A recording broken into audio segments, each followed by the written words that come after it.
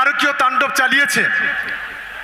আমার মনে হয়েছে যে আজকের ভোজেরহাটের সমাবেশ, সেই সমাবেশ থেকে আমরা অন্তত ওদের যোগ্য জবাব কিছুটা হলেও আমরা দিতে পারছি। তার জন্য ভাঙড়ের সর্বস্তরে তৃণমূল কংগ্রেসের কর্মীদের আমরা ধন্যবাদ, অভিনন্দন, ভালোবাসা জানাচ্ছি। আপনারা জানেন যে গত পঞ্চায়েতে নির্বাচনে যেভাবে আমাদের তিনজন কর্মীকে খুন করেছে, এবং বিশেষ করে নওশাদ সিদ্দিকী একজন বিজেপির দালাল, যে দালাল বিজেপির সঙ্গে হাত মিলিয়ে, সিপিএম এর সঙ্গে হাত মিলিয়ে 2021 সালে ভাঙড়ে জিতেছিল। ভোট গণনার দিন সেই নওশাদ সিদ্দিকীর নেতৃত্বে বাইরে থেকে সমাজ বিরোধীদের একত্রিত করে কোথাও মেদিনীপুর, কোথাও হাড়োয়া, কোথাও বর্ধমান, কোথাও উত্তর 24 পরগনা, বিভিন্ন জায়গা থেকে সমাজ বিরোধীদের একত্রিত করে যেভাবে আমাদের ভাঙড়ের তিনজন তাজা সন্তানকে খুন করেছে, ওরা ভোটের গণনার দিন তারা আমাদের শত্রু হতে পারে, মিত্র হতে পারে, আমাদের কাছের লোক হতে পারে, দূরের লোক হতে পারে, যেভাবে পুলিশের সামনে, সেন্ট্রাল ফোর্সের সামনে গুলি চালিয়ে যেভাবে তিনজন ছেলেকে খুন করেছে, আগামী দিনে তার যোগ্য জবাব দিতে হবে। কি জবাব দেওয়ার জন্য তৈরি ভাঙড়ের মানুষ? এই আওয়াজটা উঠলে তো মুশকিল হয়ে যাবে। ভাঙড়ের মানুষ তৈরি, আমাদের সকলকে তৈরি হতে হবে। কারণ আর মাত্র কয়েকটা দিন পর, আজকে 23 তারিখ, 1 তারিখে আমাদের ইলেকশন। এই নির্বাচনে সুদে আসলে কোড়ায় গন্ডায় আমাদের জবাব দিতে হবে। আমি নিশ্চিতভাবে মনে করি গোটা ভাঙড় জুড়ে যে জনপ্লাবন তৈরি হয়েছে, তৃণমূল কংগ্রেসের কর্মীদের যে উন্মাদনা, যুব সমাজের যে উন্মাদনা, আমি নিশ্চিতভাবে মনে করি যে আমাদের কর্মীরা সর্বশক্তি দিয়ে সেই জবাব দেবে। কারণ দেশের প্রধানমন্ত্রী একজন অযোগ্য অপদার্থ প্রধানমন্ত্রী।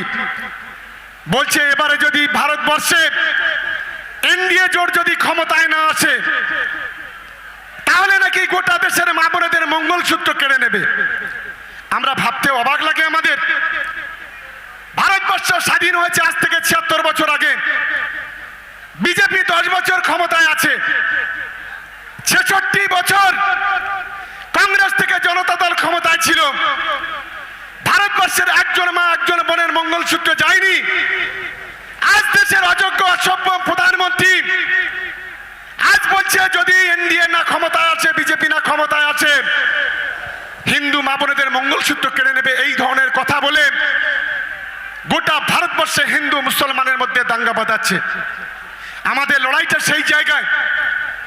আমাদের মুখ্যমন্ত্রী মমতা বন্দ্যোপাধ্যায় লড়াই, আমাদের যোগ্য সেনাপতি অভিষেক বন্দ্যোপাধ্যায় 5 মিনিটে পৌঁছাবেন।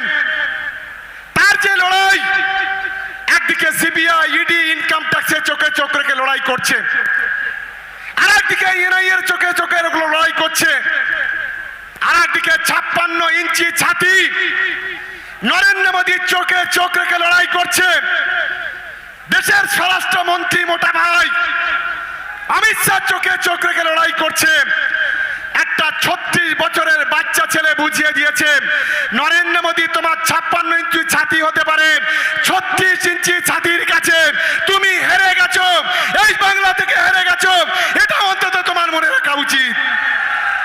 আমি নিশ্চিতভাবে তাই মনে করি আজ আমাদের শপথ দিতে হবে ভাঙড়ের। এখনো 50,000 মানুষ রাস্তায়। এরকম মাস 10 খানা লাগবে আমরা প্রথম দিন বলেছিলাম। আজকে সেটা আমরা প্রমাণ করেছি। এখানে সিপিএমরা বলছে আইএসএফ কে ভোট দাও, আইএসএফ কে বলছে সিপিএম কে ভোট দাও। ভিতরে ভিতরে কোলাকুলি করছে।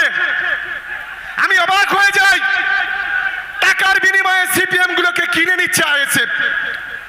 আমি নওশাদকে বলি এত টাকা কোথায় থেকে পাচ্ছ, এই টাকা কাদের? তুমি তো পিছনের দরজা দিয়ে বিজেপিকে এখানে ঢোকাতে চাইছো। যে বিজেপি গোটা দেশ জুড়ে অস্থিরতা তৈরি করেছে, যে বিজেপি গোটা দেশ জুড়ে হিন্দু মুসলমানদের মধ্যে দাঙ্গা তৈরি করেছে, আজকে সেই বিজেপিকে পিছনে দরজা দিয়ে বাংলাতে ঢুকিয়ে বাংলার সাম্প্রদায়িক সম্প্রীতি, একতা, ঐক্যকে ধ্বংস করার যে শপথ তোমরা নিয়েছ, সেই শপথ ভাঙড়ের মানুষ কেন গোটা বাংলার মানুষ সেটাকে সুদে আসলে কড়াই গন্ডায় বুঝে নেবে, এটা আমি নিশ্চিতভাবে মনে করি। আমি বিশেষ করে এখানে মিডিয়ার বন্ধুরা আছে, আমি এখানে আমাদের রাজ্যের একজন বিরোধী দলনেতা আছে, আমি তাকে বলতে চাই, কোন সংস্কৃতি, কোন কালচার তুমি আমদানি করতে চাইছো? যে মায়ের হাত ধরে, মমতা মায়ের হাত ধরে তোমার কোনো আইডেন্টিটি ছিল না, একটা মাছ বিক্রেতা বলে তোমার নাম ছিল, সকলে জানতো তুমি একজন ওই কাঁথির একজন মাছ ব্যবসায়ী। আজ মমতা বন্দ্যোপাধ্যায়ের হাত ধরে নিজের নাম কীর্তন তৈরি করে আজ মমতা বন্দ্যোপাধ্যায়কে যেভাবে অপমান করছো, কখনো খালা বলছো, কখনো মাসি বলছো, কখনো ফুফো বলছো, কখনো মমতা মমতা বলে চিৎকার করছো, লজ্জা লাগে না? একজন অসভ্য, একজন রাজনৈতিক দলের নেতা, কোন বিরোধী দলের নেতা এত নোংরা হতে পারে, এটা বিগত দিনে, বিগত সময় আমরা কখনো দেখিনি। আমি তাই আপনাদের কাছে অনুরোধ করব, 7 দফা নির্বাচনের শেষ দফা আমরা এই শেষ দফাতে 9টা ইলেকশন আছে আমাদের। দক্ষিণ 24 পরগনা 4টে, কলকাতায় 2টো, আর উত্তর 24 পরগনা 3টে। শেষ দফাতে বিজেপি দফা রফা হয়ে যাবে, কেউ আটকাতে পারবে না, এটা আমি দায়িত্ব নিয়ে আজ এখানে বলে যাচ্ছি। আর বিচার ব্যবস্থার একজন কলঙ্ক অভিজিৎ গঙ্গোপাধ্যায় 1.5 বছর ধরে তৃণমূল কংগ্রেসের বিরুদ্ধে রায় দিচ্ছিল। তৃণমূল কংগ্রেসের কর্মী কখনো অভিষেক বন্দ্যোপাধ্যায়ের বিরুদ্ধে মন্তব্য করছিল, কখনো মমতা বন্দ্যোপাধ্যায়ের বিরুদ্ধে মন্তব্য করছিল, কখনো তৃণমূল কংগ্রেসের কর্মীদের অন্যায় করে বিভিন্ন ভাবে রায় দিচ্ছিল, একটার পর একটা রায় সুপ্রিম কোর্ট স্থগিত করছিল। পরবর্তীকালে বিজেপির পায়ে ধরে কাঁথি থেকে টিকিট নিয়েছে। একজন বিচার ব্যবস্থার কলঙ্ক বলে আমরা মনে করি। এই প্রাক্তন বিচারপতি গত কয়েকদিন আগে বলেছেন, সন্দেশখালী মা বোনেদের যদি 2000 টাকা রেট হয়, তাহলে মমতা বন্দ্যোপাধ্যায়ের কত রেট? ও মমতা বন্দ্যোপাধ্যায় সম্পর্কে কিছু জানে? 4 পয়সা নকুল দানা যে মমতা বন্দ্যোপাধ্যায় আজকের বাংলার 10 কোটি মানুষের মুখে হাসি ফোটাচ্ছে, যে মমতা বন্দ্যোপাধ্যায় আজকের বাংলার 2 কোটি 12 লক্ষ মহিলাকে লক্ষ্মীর ভান্ডারে 1000 করে টাকা দিচ্ছে, যে মমতা বন্দ্যোপাধ্যায় বাংলার 10 কোটি মানুষের মধ্যে 9 কোটি মানুষকে বিনা পয়সায় রেশন দেয়, যে মমতা বন্দ্যোপাধ্যায় আজকে 10 কোটি মানুষের মধ্যে 8 কোটি 82 লক্ষ মানুষকে 5 লক্ষ টাকা স্বাস্থ্য সাথী দেয়, যে মমতা বন্দ্যোপাধ্যায় আজকের কৃষকদের কথা ভেবে 1 কোটি 21 লক্ষ কৃষককে একর প্রতি 10,000 টাকা দেয়, যে মমতা বন্দ্যোপাধ্যায় আজকের বাংলার ছাত্রছাত্রীদের কথা ভেবে 1 কোটি 41 লক্ষ বাচ্চা মেয়েকে সবুজ সাথী সাইকেল দেয়, 82 লক্ষ কন্যাশ্রী বাচ্চা মেয়ে তাদেরকে 25,000 করে টাকা দেয় কন্যাশ্রী প্রকল্পে, 32 লক্ষ